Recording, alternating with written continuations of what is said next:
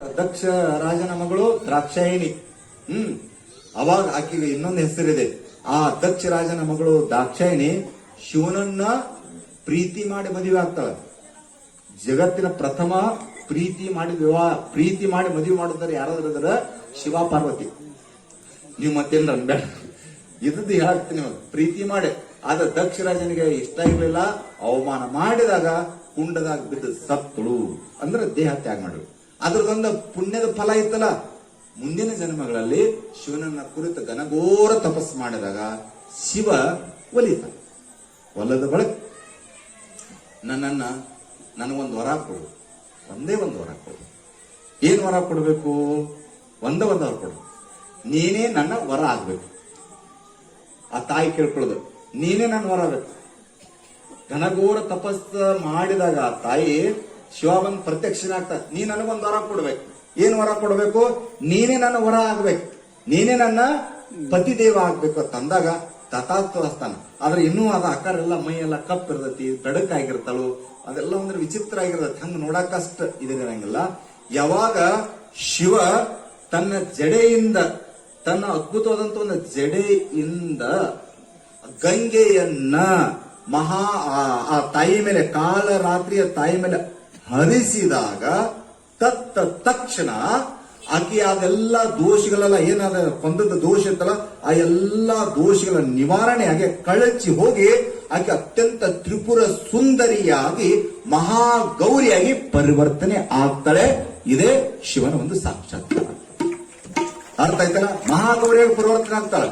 ಅತ್ಯಂತ ತ್ರಿಪುರ ಸುಂದರಿ, ಸೌಮ್ಯ ರೂಪ, ಮತ್ತೆ ಜೊತೆಗೆ ಒಂದ್ ಏನಂತಾರೆ ನೀವು ಅದಕ್ಕ, ಒಂದು ವಾಹನ, ನಂದಿ ವಾಹನ, ಒಂದು ಆಕಳ ಇರ್ತದೆ, ಸೌಮ್ಯ ರೂಪ, ಸುಂದರ.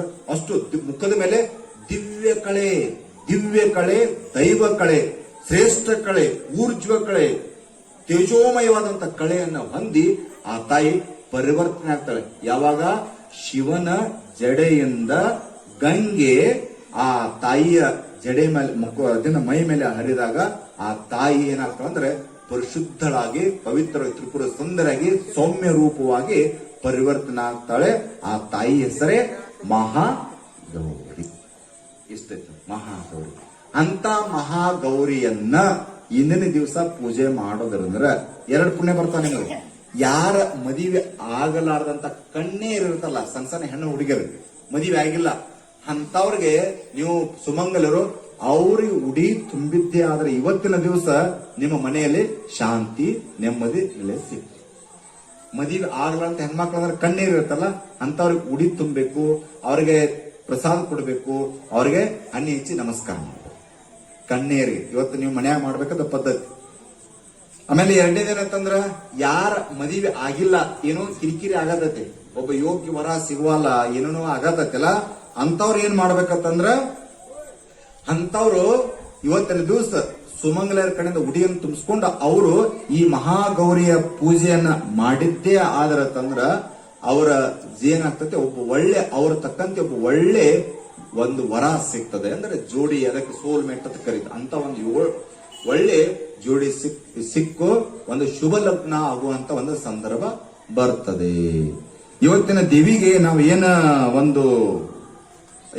ನಾವು ಅರ್ಪಣೆ ಮಾಡ್ಬೇಕಂದ್ರ ದುಂಡು ಮಲ್ಲಿಗೆ ಹೂವನ್ನ ಅರ್ಪಿಸಬೇಕು, ಮತ್ತೆ ಬೆಲ್ಲದ ಪಾಯಸವನ್ನ ನಾವು ಅರ್ಪಿಸಬೇಕು. ಈಗ ನೆನಪಿಪ್ಪತ್ ನಾ ಮತ್ ಮರಿತೀನಿ, ನಾಳೆ ಸಿದ್ಧಿದಾತ್ರಿಯ ದೇವಿಯ ಪೂಜೆ ಹೆಂಗಿರ್ತದಂದ್ರ, ಆ ಸಿದ್ಧಿ ದೇವಿಗೆ ಎದರಿಂದ ಎಳ್ಳಿನ ಪದಾರ್ಥದ ಅಡಿಗೆ ತೋರಿಸ್ಬೇಕು ನೋಡ್ರಿ. ಎಳ್ಳಿನ ಉಂಡಿ, ಎಳ್ಳಿನಿಂದ ತಯಾರಾಗಿರುವ ಯಾವುದೇ ಪದಾರ್ಥ ಎಳ್ಳಿಂದ. ಆಮೇಲೆ ಮಾಡಿದ್ರು ಆ ತಾಯಿಗೆ ಸಂಪಿಗೆ ಹೂವನ್ನ ಏರಿಸ್ತೀನಿ. ಈಗ ಹೇಳ್ತೀನಿ, ನಾಳಿಂದ ಹೇಳತ್ತೀನಿ. ಇವತ್ತಿಂದ ದುಂಡು ಮಲ್ಲಿಗೆ, ಬೆಲ್ಲದ ನೈವೇದ್ಯ. ನಾಳೆ ಎಳ್ಳಿನಿಂದ ತಯಾರು ಮಾಡಿದ ನೈವೇದ್ಯ, ಸಂಪಿಗೆ ಹೂವನ್ನ ಅರ್ಪಿಸಬೇಕು. ಆಮೇಲೆ ಆಕೆಗೆ ಒಂದು ಇನ್ನು ನೀವು ಏನ್ ಮಾಡೋದು, ಪುಳಿಯೋಗರೆ ಒಳಗ ಇದನ್ನ ಹಾಕಿ ಮಾಡ್ಬೋದು. ಏನಂತಂದ್ರೆ ಅದರ ಎಳ್ಳು ಹಾಕಿನೂ ನೀವು ಪ್ರಸಾದನ ಆ ತಾಯಿಗೆ ನೀವು ನಾಳಿನ ದಿವಸ ಮಾಡಬಹುದು ಅನ್ನೋದ ವಿಚಾರವನ್ನ ನಿಮಗೆ ಈ ಮೂಲಕ ಹೇಳ್ತೇನೆ. ಹಾಗಾಗಿ ಯಾವ ರೀತಿ ಒಬ್ಬ ಒಳ್ಳೆಯ ಶ್ರೇಷ್ಠ ಪತಿ ದೇವರನ್ನ ಪಡ್ಕೋಬೇಕಂತ ತಿಳ್ಕೊಂಡ ಆ ಮಹಾತಾಯಿ ಮಹಾಗೌರಿ ಅದಕ್ಕಿಂತ ಮೊದಲು ಕಾಳರಾತ್ರಿಗೆ ಎಲ್ಲಾ ತನ್ನ ಪೂರ್ವದ ಎಲ್ಲದ ಕರ್ಮಗಳನ್ನು ಕಳ್ಕೊಂಡು ಶಿವನ ಸಾಕ್ಷಾತ್ಕಾರ ಮಾಡ್ಕೊಂಡು ನೀನೇ ನನ್ನ ಗಂಡ ಆಗ್ಬೇಕು ಗಂಡ ಆಗ್ಬೇಕು ಅಂತ ವರ ಕೊಡ್ಬೇಕಂತಂದಾಗ ಅವಾಗ ಶಿವ ಆಕೆಯ ತಲೆ ಮೇಲಿಂದ ಗೌರಿ ಇದನ್ನ ಒಂದು ಗಂಗೆಯನ್ನು ಬಿಟ್ಟು ಆಕೆನ ಪರಿಶುದ್ಧ ಮಾಡಿ ಸೌಮ್ಯ ರೂಪವಾಗಿ ತದನಂತರ ವಿಜೃಂಭಣೆಯಿಂದ ಅವರು ಸತಿಪತಿಗಳಾಗಿ ಒಂದು ಜೀವನವನ್ನ ಆರಂಭ ಮಾಡ್ತಾರೆ. ಹೀಗೆ ಸತಿ ಮತ್ತು ಪತಿಗಳ ಜೀವನ ಚೆನ್ನಾಗಿ ಇತ್ತಂದ್ರ ನಮ್ಮ ಜೀವನ ನಂದ ದೀಪವಾಗಿ ಉಳಿಯುತ್ತದೆ. ಇದು ಇವತ್ತಿನ ಒಂದು ಪ್ರವಚನದ ಮೂಲ ಸಾರಾಂಶ. ಸತಿಪತಿಗಳು ಹೆಂಗಿರ್ಬೇಕು?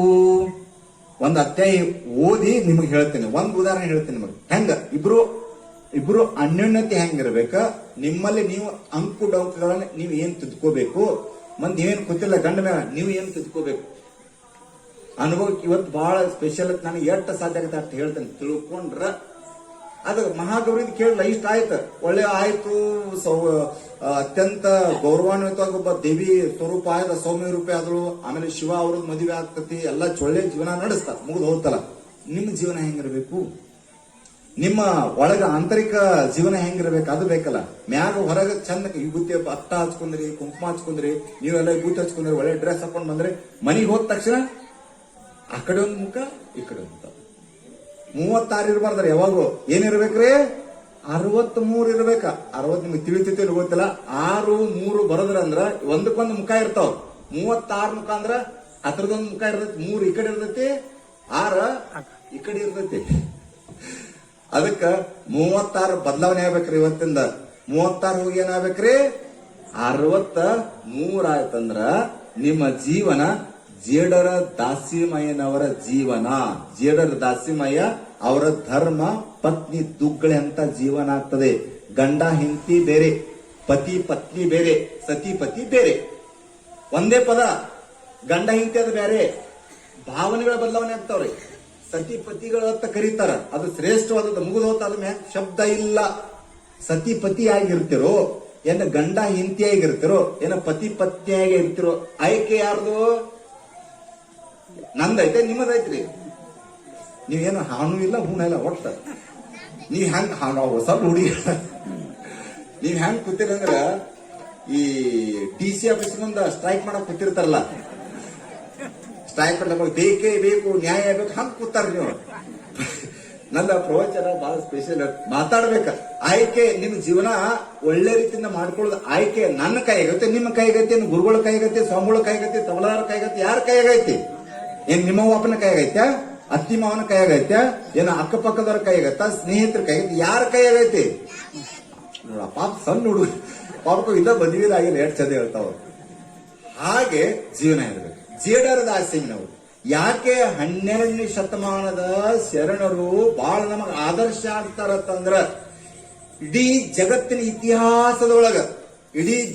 ಇತಿಹಾಸದೊಳಗ ಅತ್ಯಂತ ಸರಳ ಸಜ್ಜನಿಕೆ ಸಂಸಾರವನ್ನು ಮಾಡ್ತಾ ಸದ್ಗತಿಯನ್ನ, ಪರಮಾತ್ಮನ ಒಂದು ಉನ್ನತಿಯನ್ನ ಸಾಧನೆ ಮಾಡಿರುವಂತ ಒಂದು ಜನಾಂಗ, ಒಂದು ವ್ಯಕ್ತಿತ್ವ, ಒಂದು ಸಮುದಾಯ ಸಿಕ್ತಿತ್ತಂದ್ರೆ ಅದು ಕರ್ನಾಟಕದಲ್ಲಿ 12ನೇ ಶತಮಾನ ನಡೆದಿರುವಂತ ಒಂದು ಶರಣರ ಕ್ರಾಂತಿ ಅನ್ನುವಂತ ಮಾತು ನಿಮ್ಗೆ ಹೇಳ್ತೀನಿ. 12ನೇ ಶತಮಾನ ನಡೆದಿತ್ತು. ನೀವು ಯೇಸು ಕ್ರಿಸ್ತನ ಒಂದು ಧರ್ಮವನ್ನು ನೋಡ್ರಿ.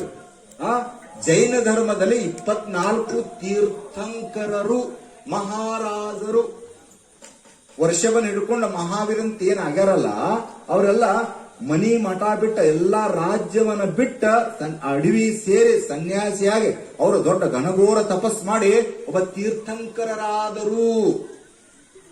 ವಿಚಾರ ಮಾಡ್ರಿ. ಯೇಸುವಿನ ಅಷ್ಟೇ ವಿಚಾರ ಮಾಡ್ರಿ. ನಮ್ಮ 12ನೇ ಶತಮಾನ ಬಸವಣ್ಣನವರೆಗೆ ಅವರು ಏನಾಗಿತ್ತಂದ್ರೆ ಸತಿಪತಿಗಳಾಗಿ ಜೀವನ ಮಾಡ್ಕೊಂಡು ಅವ್ರಿಗಂತ ಒಂದು ಬಾಲ ಸಂದೆ ಅನ್ನುವಂತ ಒಂದು ಮಗನೂ ಕೂಡ ಇತ್ತು.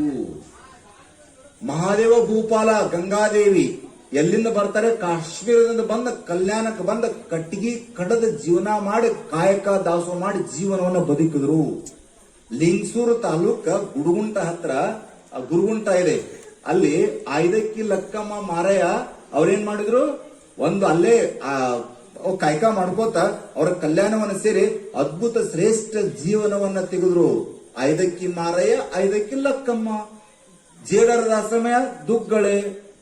ನೋಡ್ರಿ, ಜೇಡರದ ಆಶ್ರಮಕ್ಕೆ ಹೇಳ್ತೀನಿ. ಒಬ್ಬ ಹುಡುಗ ಬಂದ ಏನ್ ಕೇಳ್ತಾನಂದ್ರ, ಜೇಡರ ದಾಸಿನವರು ಮಧ್ಯಾಹ್ನ ಅವ್ರ ಕಾಯಕ ಯಾವಪ್ಪ ಅಂದ್ರೆ ಸೀರಿ ನೇಯುವುದು. ಒಬ್ಬ ಹುಡುಗ ಬಂದು ಕೇಳ್ತಾನ, ಒಬ್ಬ ಯುವಕ ಬಂದು ಕೇಳ್ತಾನ, ಗುರುಗಳ ನಾನ ಏನ ಸನ್ಯಾಸಿ ಆಗ್ಲೋ ಸಂಸಾರಿ ಆಗಲ್ಲ ಅಂತ ಕೇಳಿ. ನಾನ್ ನಿನ್ನೆ ಬಿಟ್ಟು ಮೊನ್ನೆ ಹೇಳಿದ್ದೀನಿ, ಮಹಾತ್ಮರಾದವರು ದಾರ್ಶನಿಕರಾದವರು ಶ್ರೇಷ್ಠ ಮಾತಾಡಂಗಿಲ್ಲ ಅವರು, ಆದ್ರೆ ತಮ್ಮ ಆಕ್ಷನ್ ಮೂಲಕ ತಮ್ಮ ಕೃತಿ ಮೂಲಕ ಉತ್ತರ ಕೊಡ್ತಿರ್ತಾರ. ನಾನು ಬಹಳ ಇಷ್ಟಪಟ್ಟದ್ದು ರಮಣ್ ಮಹರ್ಷಿಗಳ ಜೀವನ. ರಮಣ್ ಮಹರ್ಷಿಗಳ ಜೀವನ ನನಗೆ ಬಹಳ ಇಷ್ಟ ಆಗ್ತದೆ. ಅವ್ರ ಜೀವನ ಏನೂ ಮಾತಾಡ್ಲಿಲ್ಲ, ಬರೇ ಒಂದ್ ಕಾಡಿನ ಕೂತ ದೊಡ್ಡ ತಪಸ್ ಮಾಡಿದ್ರು. ಇಡೀ ಜಗತ್ತಿನ ಜನ ಅಲ್ಲಿ ಬಂದ ಅವ್ರ ದರ್ಶನ ತಗೊಂಡ್ರಿ. ಅಂತ ತಪಸ್ಸಿರ್ಬೇಕು ಅವ್ರು. ಯಾವ ಉಪದೇಶ ಮಾಡಲಿಲ್ಲ, ಜನರು ಉದ್ಧಾರ ಮಾಡಿದ್ರು. ಹಂಗ ಜೇಡರ ದಾಸಿಮನವ್ರ ಹತ್ರ ಒಬ್ಬ ಬಂದ ಕೇಳಿದ, ನಾನು ಸಂಸಾರಿ ಆಗಲು ಸನ್ಯಾಸಿ ಆಗಲು ಅಂತ ಕೇಳಿದ. ಜೇಡರ ದಾಸಿನವರು ಉತ್ತರ ಕೊಡ್ಲಿಲ್ಲ. ಏನು ಮಾಡಿದ್ರು, ಹೆಂಡತಿ ದುಗ್ಗಳಿಗೆ, ತಮ್ಮ ಪತ್ನಿ ಧರ್ಮಪತ್ನಿ ದುಗ್ಗಳಿಗೆ ಕೇಳ್ತಾರೆ, ದುಗ್ಗಳೇ ನನಗ ಮಜ್ಜಿಗೆ ತೊಂಬಾ ಅಂತ ಕೇಳಿರ್ತಾರೆ. ಮಜ್ಜಿಗೆ ತಗೊಂಡ ತಂದ ದುಗ್ಗಳಿದೇವಿ ಮಜ್ಜಿಗೆ ತಂದ ಅವರು ಕೊಡ್ತಾರ. ಅರ್ಥ ಮಾಡ್ಕೋರಿ ಹೆಂಗಿರ್ತೈತಿ ನಾವು. ಅವಾಗ ಜೇಡರ ದಾಸಿಮಿನವರು ಹೆಂಡತಿ ಹೇಳ್ತಾರ, ಮಜ್ಜಿಗೆ ಬಾಳ ಸುಡಾತಾವು, ಬಿಸಿ ಬಿಸಿತಿ ಜರ ಆರ್ಸ್ಬಾ ಅಂತ ಹೇಳ್ತಾಳ, ಗಾಳಿ ಹೊಡಿಬಾ. ಅರ್ಥ ಆಯ್ತಾ? ಮಜ್ಜಿಗೆ ಬಾಳ ಬಿಸಿ ಬಿಸಿ ಐತಿ, ಸುಡಾತತಿ, ಜರ ಗಾಳಿ ಹಾಕಬಾ ತಂದಾಗ ಆ ತಾಯಿ ಒಂದು ಬೀಸಣಿಕೆ ತಗೊಂಡು ಬಂದ.